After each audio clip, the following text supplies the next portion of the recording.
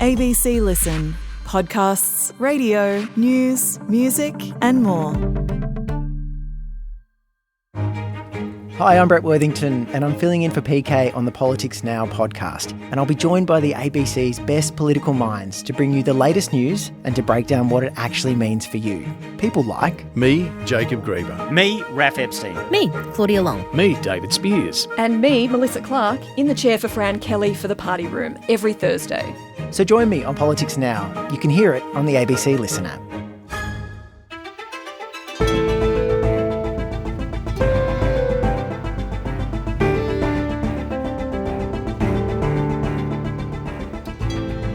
From all accounts, it's a big capitulation. So, why did the government cave into pressure over its superannuation tax changes for the richest Australians? Today, political correspondent Melissa Clarke explains it all.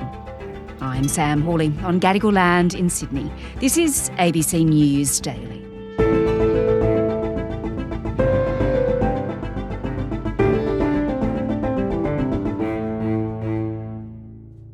Mel, when governments back down, it's never politically a very good look, is it? I think history has shown us that time and again. It is the hardest of moments for politicians. You know they don't want to back down from policies, especially ones that they have stood by for a really long period of time. I mean, the government has been promoting this policy for a good 2 years now. It went to an election on it. What we're doing with the superannuation changes is making the superannuation system fairer and more sustainable. This proposal does not change the fundamentals of our superannuation system.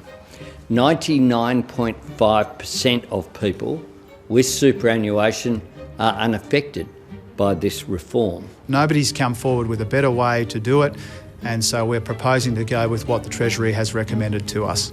We even had the Prime Minister just a few days ago insisting that it was going ahead. We receive briefings on policy all the time, as you expect the Prime Minister's office to do. That's what we do. There's nothing unusual about that. Our policy is as it stands. And right until midday on Monday, the government was insisting the policy was as it always had been. So it was the policy until very suddenly it wasn't. That's right.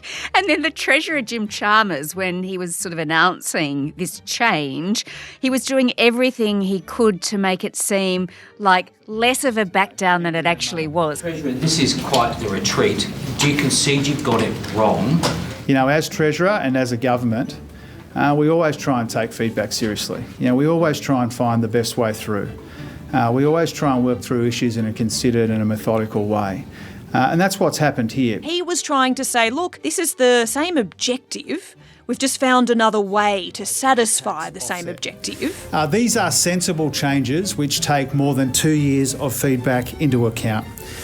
We have worked through the issues and we've found another way to deliver on the same objectives. But there just happen to be 6 very significant and fundamental changes that come with this same approach. Yeah, exactly.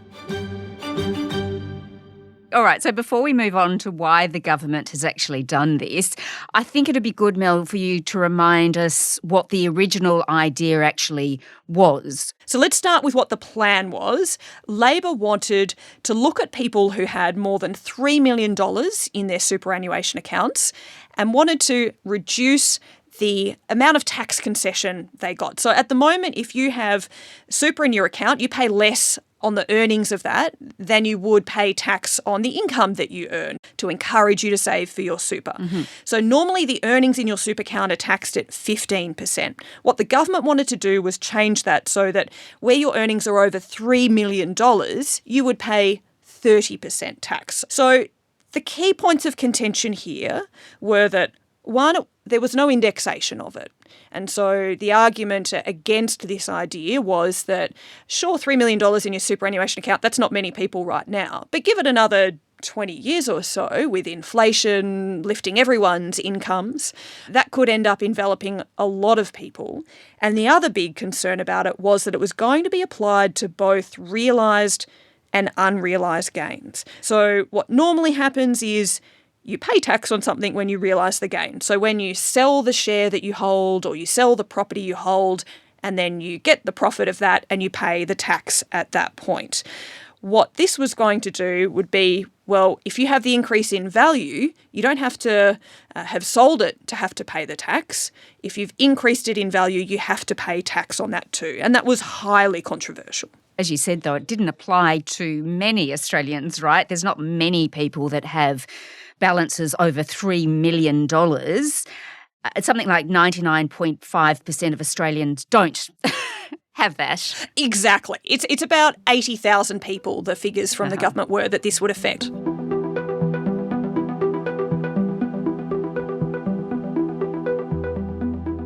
Okay, but as you mentioned, there was elements that were really contentious, and there were people that were really rallying against this idea. Well, this has been interesting because there were lots of different elements of criticism from a lot of different factors. So we obviously had the Coalition campaign very heavily about the idea of unrealised gains being taxed. The big super funds had real issues with it. Many farmers were against this because a lot of them put the family farm into the super portfolio, and they've made long-term planning around that idea and were very worried that they would then have very expensive properties but not necessarily a lot of cash flow. So how are they going to pay tax on unrealised gains? I did the calculations. Mum and Dad will be up for $120,000 a year. So for us, because we've got agricultural assets in there, just because the value goes up doesn't mean you get more income. And then you had the Greens, who were worried that actually we don't think you're doing enough to target the wealthiest Australians. Why don't we start this at a $2 million earnings threshold, not a $3 million one? And former Prime Minister Paul Keating, who's something of a Labor luminary, someone the Treasurer Jim Chalmers really looks up to, he was really worried about the unrealised gains. So you can see, Sam, that there was a lot of opposition. You've got the picture here.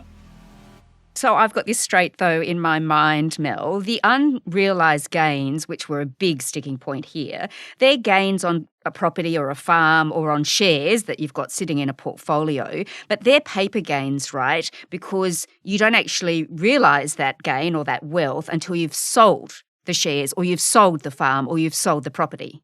That's right. And the farm is a really good example because you might have only a small amount of money in your super fund if you're a farmer, but if you've put your property in there, which might be worth $5 million, but you don't have a lot of cash flow, but if the value of that land increases on an annual basis, which it most likely would in many circumstances, you would then have to find the money to pay a 30% tax on the amount of earnings that the property has gone up in that year. If you're having a really bad year as a farmer, you might not have that cash to pay it. So where does that money come from?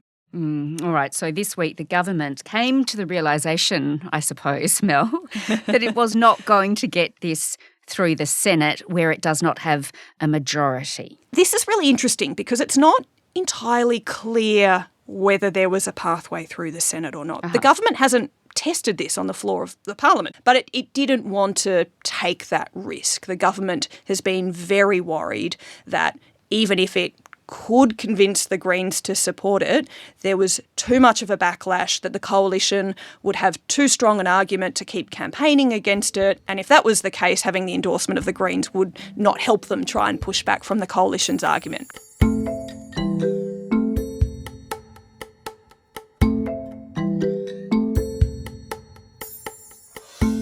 So, Mel, the government has caved into pressure. So let's look now then at what it will put in place instead.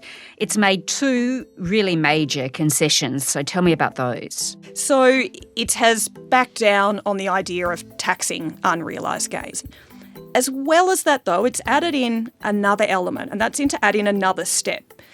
It's now going to have a 40% tax rate for earnings above $10 million. Now, this is an interesting addition because it effectively caps how much people, very wealthy people, will keep in their super funds. Because if you put a 40% tax on earnings over $10 million, you're now paying more tax on those earnings than you would if you just had that investment in a normal investment fund or a trust fund or some other way of earning. You would pay less just paying capital gains tax. So it's effectively a cap to ensure people aren't using super funds to be very large investment vehicles. And another part of the changes is that the threshold will now be indexed. So that will allay the concerns that it would ultimately sweep in a lot more people. It will be indexed. Okay, and also in this package, Mel, there are tax offsets for low-income earners. So what are they? This is really interesting. So effectively, this is a way of calculating to make sure that lower-income earners aren't worse off having to have contributed to their super than if their income had just been paying income tax or other tax charges. Effectively, it's going to mean that workers earning up to $45,000 will get this offset that's currently worth about $310. It'll be worth about $810. Now, this is important because it kind of relates to the stage 3 tax cuts, if you can remember those. What we had was the lowest tax bracket being lowered to 14%. And when that kicks in, it would have meant some people were paying more tax on their super savings than they would have on their income. All right, so this is a really big change here, and it will mean, won't it, Mel, less revenue for the government. Do we know how much it's going to lose out by now? Look, in the short term, it's significantly less. The government was expecting to raise an extra $6 billion over the next 4 years. It's now only going to be a bit over $2 billion, partly because it's going to be delayed a year.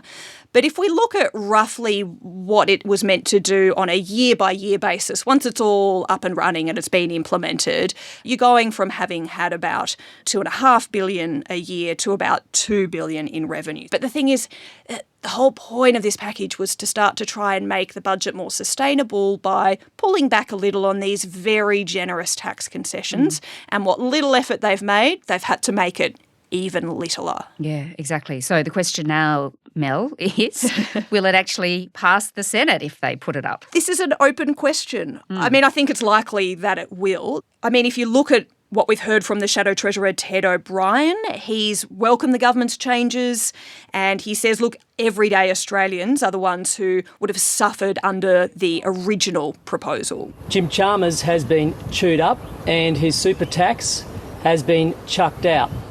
Today is indeed a humiliating day for the Treasurer, but it is a victory for common sense. It's a victory for everyday Australians who are otherwise going to be stung by this tax, which was fundamentally unfair. I can't see the coalition really wanting to make Labor's life easier by supporting it in the Senate. But having said that, if the coalition wants to look to the long term and the task of trying to make the budget more sustainable, there could be benefits to having this in place. But what's more likely is that the government will work with the Greens. And the Greens are kind of in the same position. They've made it clear that there are issues with the way the government's gone about this. They still say that it doesn't do enough to counter the fact that we have so much concessional treatment of wealthy Australians that they benefit from. And if we're really serious about tackling intergenerational fairness, we need much more significant measures than this. But it's hard to see the Greens ultimately standing in the way of the government trying to make at least some of a dint towards that task. Well, Mel, the government argues that despite the backdown and the changes that it's had to make, this does make the system fairer for all Australians. But does it open the way up for further tax reform, do you think? Or is it actually a sign that it's incredibly difficult for governments without a Senate majority to make changes and that perhaps Labor might shy away from trying anything else down the track? Look, I think we should be really clear. The changes, assuming the government can get this through the Senate, it will address equity issues in the tax system. It will mean that very generous concessions for wealthy Australians are a bit less generous. And that is the objective that the government was aiming for, and it will go a small way to achieving that. So they can still point to some progress in that direction. But I think the fact that this policy has been something they have tried to prosecute the case for 2 years, that they took to an election they got a resounding level of support from the Australian public for, and still politically couldn't find the pathway forward for it, tells us just how hard it is to make changes in this area. And I think what we're going to see now is the government not look to proceed for any more tax reform in this term of government. I think it will take time during the next year and a half to look at longer term reforms, and it will want to take those to the next election. But I don't think we are going to see a great big bun fight being picked on tax later on this term. It's going to be pushed off into another term of government, presuming Labor wins, before we see anything more radical changing in our tax system. Melissa Clarke is a political correspondent based at Parliament House in Canberra. This episode was produced by Sydney Peed. Audio production by Sam Dunn. Our supervising producer is David Cody. I'm Sam Hawley. Thanks for listening.